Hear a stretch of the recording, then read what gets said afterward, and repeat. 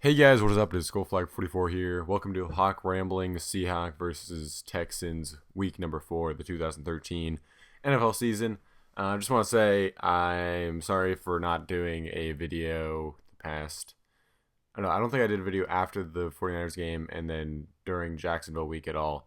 I've been pretty busy and I have had this like stand in my head that I need to be like 20 30 minutes in these, but then that's kind of ridiculous and I'm just going to from now on just go until however long I want to go and just do them when I want to do them. But just to kind of recap those games, great win for the Seahawks, kind of what I was expected. This game though was crazy, and I felt I needed to do a video on it because there's a big, I don't know, all sorts of things were happening on Twitter and all sorts of different stuff. So I thought for this game would be kind of cool if I went through my Twitter feed and what I was tweeting, because I tweeted a lot during this game, and then just kind of describe my thoughts because I could kind of remember when I was doing this or tweeting this and what I was thinking there, and then just work my way up through the game. But just general summary so far. Here, the picture you're seeing is Richard Sherman intercepting the ball off Matt Schaub. You can even see in the background, I think it's Heath Farwell who's like freaking out, and then some of the coaches are just pumped. Might even be Pete Carroll, who has his hands in the air there. But just great play by him. Seahawks fought all game. The Texans scored 20 points in the second quarter, but then didn't score in any other quarter, and they just kind of outplayed them. Seahawks were beat all game, and then they ended up winning it. But here's me going into my thoughts, and then I guess I can kind of talk my thoughts pre-game a little bit. So I thought the Seahawks had I thought it was going to be a really tough game for them. I thought they were the better team, but then with the offensive line, they're going to have to make adjustments, and I wasn't sure if they were going to do that. It was kind of one of those, well, they could win it or lose it. It's going to be close, toss-up sort of games, and one of those where it's like, all right, if they win, great, that's awesome. If they lose, it's not like the season's over. You're losing to an AFC team that's really solid. But they didn't end up pulling off. Now they're 4-0 going into the Colts game, which makes that game even more of a win. Hey, that's great, awesome. We're 5-0. We're winning 3 games on the road, or we lose and we're 4-1, 2-1 on the road, and 2-0 home. Still in a great spot. So that's probably one of the best parts about this game. Anyway, getting into the tweets here. So first tweet, right at the beginning. Let's see. It is 7:00 right now, and actually, I'm just gonna read through, and then you'll be able to kind of tell where it is in the game, this is in order of how it happened. Okay. So let's see. So we have good start for the Seahawks. Offense is the big question mark for the Seahawks today, not the defense. Let's see how the O-line looks. So this is after they stopped the Texans and looked solid. And then they are able to score 3 points. So I say points are points. I hate running to set up third downs because the success rate is awful, but it should help later in the game. So I said that because they keep running the ball. They don't really look like they have anything going, and I think they feel like they need to really like run the ball to set up a pass, or prove they can run it. They can't go one-dimensional, blah blah blah. And it's like, oh my god, that's fine if you're in an ideal situation, but you were missing 3 of your starting offensive linemen. So let's not even deal with that, because they were doing things like running the ball on just running the ball in like where maybe 20% of the times they get a first down, but 8% they get third down. It's like 3rd down 4, 3rd down 3, and it's like, all right, those are manageable third downs. Those are third downs you want, but you don't want any third downs if you can help it. And, when you have a good mix of pass to set up the run, it's like, I don't know, I'm more of pass to set up the run than run to set up the pass, especially in a situation where you got to do something.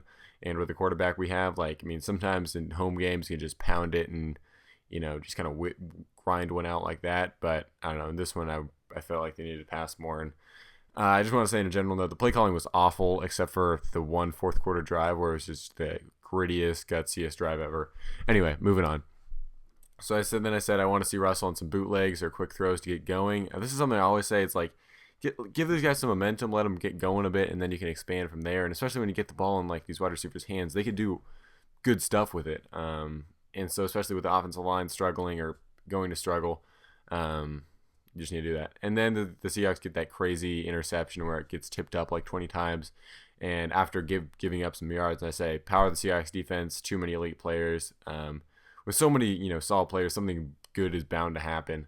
Like we saw in this pick six and various fumbles and all that sort of stuff. And then I say beast mode because Marshawn Lynch had an insane run where he just ran through people, which is what the running game should look like. And Marshawn Lynch is able to get going, and then he breaks tackles on the second level. He doesn't break tackles on the, against defensive linemen very much, because if he gets stopped, then people just pile on him. If he's able to get going, he can just run through people. And then I say running Turbin on 2nd and 3 was the problem there. Can't get greedy in play calling because they weren't able to get anything. With Turbin, it was like 3rd and 7. Then Russell Wilson got sacked, I believe. Like Turbin's solid, but Turbin's better when you've already got something going. He's not really able to carry the team, carry it himself. And it's like 2nd and 3, you got an opportunity to set up, a nice pass play. But why would you stick Turbin in there, especially after Marshawn Lynch had a great couple of runs? And then Bevel needs to let Russell Wilson throw the ball. He only has one pass, on pace for 4 throws. So at the end of the first quarter, he only had, one pass. And one was a pass interference, and then another one was just an incompletion. But it's like, dude, this guy's really good. Just let him, give him a chance to do something. It's just annoying. And then defense, need more man-to-man defense and some better blitz plays. Texas having no success running the ball up the gut. Just need to pressure the QB. The announcers kept saying, oh, the Texans are doing great running the ball, and, they were doing decent, but it wasn't like they were going through the heart of the Seahawks defense. If they were running at the Seahawks, then they were able to stop them. They're just a couple nice lanes they exploited, and I don't know. If Arian Foster, wanted to beat the Seahawks, that's fine. I mean, he's a good running back, but he's not. I don't think he's elite or anything. He's not in the level of Marshawn Lynch or Adrian Peterson. Well, Adrian Peterson's kind of in a whole other level, but he's not in that, I guess, second level even. Just because I don't think he does anything great. I mean, he's an undrafted guy. They say those draft status doesn't really matter, but when you're getting to the top end, it kind of does. Doug Baldwin's a great wide receiver, but he's never going to be the best, and that's kind of the situation Arian Foster's in. Although I do like Arian Foster. And then, let's see. The annoying thing about this game is that the play calling hasn't accounted for Houston's defense, like making the wide receiver routes too long. So this is in response to the Seahawks just trying to run their basic offense and thinking that's going to work. I hate these, hate when they make these decisions off principles. Yeah, this is the team we are. We have to do this. And it's like, no, you're able to adjust. You can change things up a bit depending on the situation you're in. Don't set up for these perfect situations because they aren't going to happen. And then after the offensive line was struggling, and people on Twitter were like, this offensive line, another sack, J.J. Watt, blah, blah, blah, blah. I say our offensive line is playing about as good or better than I expected. Just need the play calling to help them out. Quick throws, get Russell Wilson moving around, have him drop back farther. The one thing about Russell Wilson is he needs to either get far back or throw it quickly. If he can't really stand close to the pocket and close to the line of scrimmage and then throwing downfield when he's in the pocket, because he just can't see. He can make these, short, quick slant throws, or he can back up a good bit and then throw it. That's why his sacks are probably one of the biggest yardage wise in the NFL. I would imagine, along with him, just kind of running around. He had a couple just Houdini plays, like he always does, which is crazy because on TV it's so easy to see. You're like, okay, here he goes, backing up. He just does this quick spin, and then he gets everyone to just turn around. I don't know, it's just pretty crazy stuff. And I say Seahawks can't get any breaks, slipping, great catches, and great coverage on third downs. Not too worried, fixable mistakes. So this is when the Seahawks, they were down 17-3. Because I tweeted this out when Arian Foster just made a touchdown. It looked like Malcolm Smith or KJ Wright slipped, but he actually got blocked. But it was some of these things where it's like, okay, they're making great catches. Like Andre Johnson had one for first down on third down where he just wrestled it away from Richard Sherman, and then there's one catch that laid out. It just didn't seem to be going that way. But I felt good about the Seahawks. They looked as talented. They just needed to get going. They say play calling will improve and they will start catching some breaks. They look like a better team, just need to get going. It's the exact same thing. Maybe being down will let the Seahawks open it up instead of playing prevent on offense and defense. So this is something we actually saw later in the game where they kind of moved from trying to hang on and stay in the game to actually trying to win the game, which is what they need to be doing. They need to take more shots, take more chances. Russell Wilson was actually able to play, and it's like, okay, they're passing the ball and then sometimes they'll run it, and it's like that's sort of situation this game was. Sometimes you do need to run it a ton of times, but other times it's playing like a pass, where pass game where Russell Wilson needs to win it for you, and you need to be able to make that adjustment in the second quarter instead of the fourth quarter or third quarter minimum coming out of the half. But it's like they needed to be pressed up against the wall in order to make these changes. And I mean, it worked out, but it's like, come on. I mean, I could see this from a mile away. Then I said this feels reminiscent of the I don't even, same deal, of the Redskins playoff game right now to me. And so I got to say, bingo again to me, kind of nailed this one, because they were down, down by 14, down more in this one since they were down 20-3 at halftime. But it's like, okay, they can do this. I, felt confident they'd come back, and they did. I said breaks will start happening in the second half, I guess. Haha. Let's see if they can hold them to a field goal. This is after Marshawn Lynch fumbles. And so, yeah. And then, did they score on that one? I'm trying to remember. Maybe they got a turnover there or something. Because when they scored again, it was when the Seahawks tried to call timeouts to like stop them from running the clock out, and then they just ended up scoring a field goal and just kind of all messed up. They say lots of Seahawks fans need to realize that not all 16 games will go perfectly, especially on the road. They've come back from this before. So here we go again. I'm confident, and it'll pay off later on. Then I tweet out, Bevel runs Turbin again on 2nd and 3 for no yards. This is insanity. If you have to run it, use the read option, Lynch, or even Christian Michael.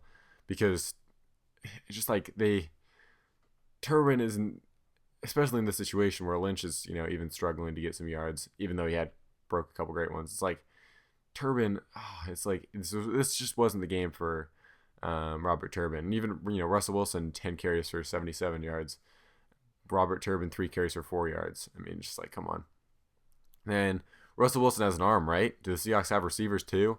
Hashtag Bevel sucks, because he was just awful. Like, it's easy to point to the play calling when you're, the team's struggling, but it's like when this team is so talented, so capable, they're trying so hard, and you've got a quarterback like Russell Wilson, it's like, golly, I hope eventually, Russell Wilson, eventually Bevel will probably get hired somewhere else and he'll be out of here, which I think, especially after this game, last year it was a problem too. You can check my tweets from last year, and then he started getting going this later on, but it's like, oh, golly, like I'm gonna appreciate not having this bonehead play calling.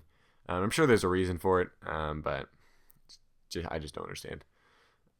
And then I say Seahawks have not adjusted to their depleted offensive line. Disappointing. Same sort of Bevel situation here where they were treating it just like they had, all 5 starters, which I guess goes along with their next man up philosophy, but it's like, come on, like you're not kidding anyone, especially like, if they you treat every game like it's the same, and you can treat every game like it's a championship game. Sure, you're treating every game like it's a top level, always trying your hardest for it. That's great, but when you say next man up, it's like Russell Okung is so much better than Paul McQuiston, and like, I was gonna say Brandon Giacomini is so much better than Michael Bowie, but probably not even true. But Lemuel Jean-Pierre is so much worse than Max Unger. It's like these are facts. You can't dispute that. And then I said out loud they shouldn't try to power the ball Lynch on 3rd and 1. That's exactly what they did, and it was a total failure. It's like Lynch is not a big power back. Like people seem to think, they see Marshawn Lynch. Oh yeah, he can just run. He gets stopped and he just powers through people. It's like, no, he has to get going a little bit. Like, this is one of the biggest misconceptions with Marshawn Lynch, especially when you don't have momentum. If this is 3rd and 1, CenturyLink, the crowd's going crazy, ready to explode, and they just brute force. They already have him on their heels and just drive through them. It's like rainy, all that, but it's like that's not the situation. And then here the Seahawks get another field goal, and I say 2-possession game. Need to get in the red zone and start getting some TDs because they just got held outside the red zone, and the Texans red zone touchdown percentage defense was just awful. So I knew if they get it in the red zone, they had a good shot at it. And then here, Gutsiest drive as there ever will be. 1-score game. Defense needs to step up. Play calling has finally gotten good. So it's like, all right, backs to the wall. They had to do something here. They had Russell Wilson running. He, saved him a couple times. 4th and 2, he runs it, makes a move on a guy. Russell Wilson is crazy. Like if he couldn't throw, he'd still be a pretty solid quarterback. Like he can run it so well. He's like, people I think they mentioned like Terrell Pryor, is similar to his running style, but like Terrell Pryor is a better runner, like pure runner, but Russell Wilson might be a better like rusher as far as being able to make cuts and be smart, and then he's a much better passer. So it's like, man, they finally pulled out all the stops to get that drive there. And I say, smells like Atlanta. Let's see if we've really changed, because this is after the Richard Sherman interception, 20-20. The Texans had the ball and, just needed a field goal. The good thing was Randy Bullock, the Texans punter, is just like, or not, Texans kicker. I gotta check this guy out, because Texas A&M drafted in the 5th round. Just looking at this guy, 5'9", 206 pounds. He just does not look like a good kicker. And he was 4 for 8 coming in this game. Now he's like, 6 for 10. It's like, man, this guy does not look very good. And, a lot of times you see, I thought that at one point this season, I thought the kicking had really gotten better in the league overall. Like, the standards are much higher. But then there's still teams that struggle to get good kickers on the field. And Stephen Hauschka, but after this game, I'm all in on him. Like, he's been so good. It's crazy that he's been like gotten good, not just like showed up good or anything. So then my faith in the Seahawks holding onto the slate is non-existent, but I love the way they battled, so I'm happy. This is one of those all right, I gotta just put that out there that they're not gonna be able to do it, so that way if they don't do it, I won't be disappointed or anything. But at this point, I was happy. I was like, all right, they proved people wrong, that they couldn't, so they couldn't come back from this. Anything else is bonus on top of this. And then I also say, and if the Texans defense or the Texans score here, the prevent defense needs to die. So this is because the Seahawks were just kind of like giving up some plays, same as Atlanta. And it's like, gosh, like, why don't you just play your regular defense? Don't give anything up. Don't let them get anything. And then, if they beat you over the top, like, fine. That's football. And then here they head into overtime, brand new game. Let's go. And then I say, dang, I knew it was heads. Oh, well, defense is playing well. No touchdown, please. This is after they do the coin toss. They televised that. And I don't know. I'm someone when you're doing, like, coin toss stuff, like, I would say heads. I just feel like that's a better option, 100% of the time. And I feel like you just got to choose heads. Like, you're choosing tails. That's, like, if you're almost like if you're choosing tails, like, you're taking, man, you're risking it. You better be really confident it's tails. But I'm just a natural heads guy. And then Seahawks stop them. And then I say any points win it. And then Golden Tate decides to return the punt from within the end zone, which was just, I was like, oh gosh, that was super risky. But he brings it out to like the 30. It was a great return. And then, so I say Gutsy Golden. And then here's the great one. After they win it, start deleting tweets, 12th man. Never count these guys out. What a performance. Because all these people on Twitter are like, I even one like radio host was like, we're getting our, butts handed to us, blah, blah, blah, blah, blah. It's like, oh gosh, like, wait for this game to play itself out. Like, the Seahawks have shown that they can do this. They've won 3 straight games this season already. They were so good at the end of last year. It's like, give these guys a chance before you start griping about, the way the game's going and, start making conclusions. Like, the things I was criticizing for was like play calling, and I'll stand by that. Play calling was really bad. But I don't know. So yeah, that's my Hawks rambling for today. I'm gonna post all my tweets in the description of this, so if you guys want to check that out. I even have some. Then I also say, this is another one just from later on.